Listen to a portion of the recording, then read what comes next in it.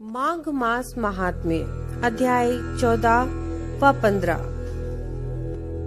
कार्तवीर्य जी बोले कि हे विप्रश्रेष्ठ, किस प्रकार एक वैश्य माघ स्नान के पुण्य से पापों से मुक्त होकर दूसरे के साथ स्वर्ग को गया, सो मुझसे कहिए।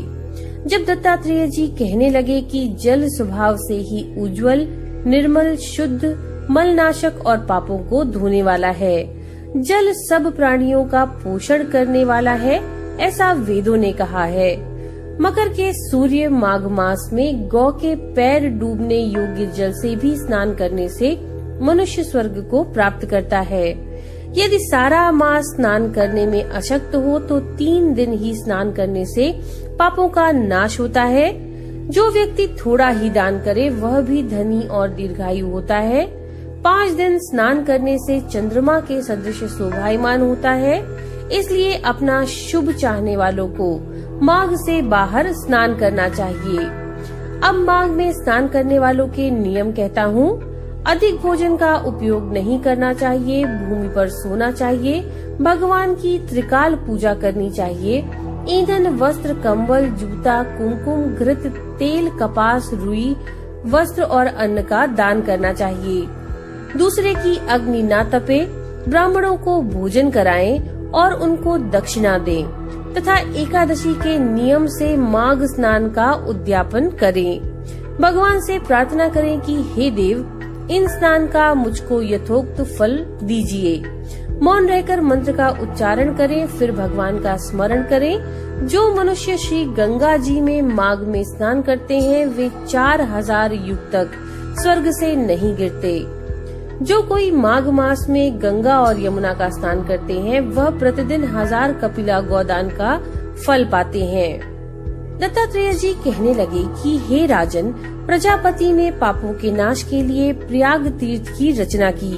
सफेद यानी गंगा जी और काली यानी यमुना जी के जल की धारा में स्नान का महात्म्य भली प्रकार सुनो। जो इस संगम में माघ मास में स्नान करता है वह गर्भ योनि में नहीं आता। भगवान विष्णु की दुर्गम माया माघ में प्रयाग तीर्थ पर सब नष्ट कर देती है।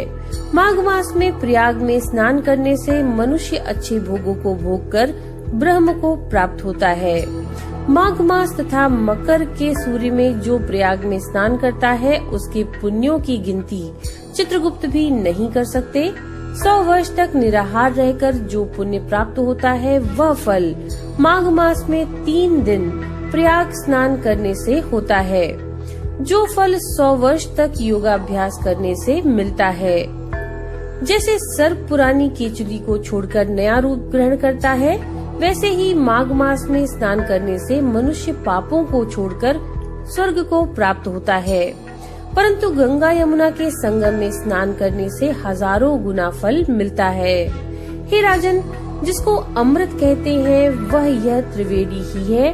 ब्रह्मा, शिव, रुद्र, आदित्य, मरुतगण, गंधर्व, लोकपाल, यक्ष, गुह्यक, किन्नर, अणिमादि गुणों से सिद्ध तत्वज्ञानी ब्रह्माणी, पार्वती, लक्ष्मी, शची, नैनादिति, अदिति, संपूर्ण देव पत्नियां और नागों की स्त्रियां, घृताची, मेनका, उर्वशी, रंभा, तिलोत्तमा, अप्सरागण और सब पितर, मनुष्यगण, कलयुग में गुप्त और सतयुगादि में प्रत्यक्ष सब देवता माघ मास में स्नान करने के लिए आते हैं।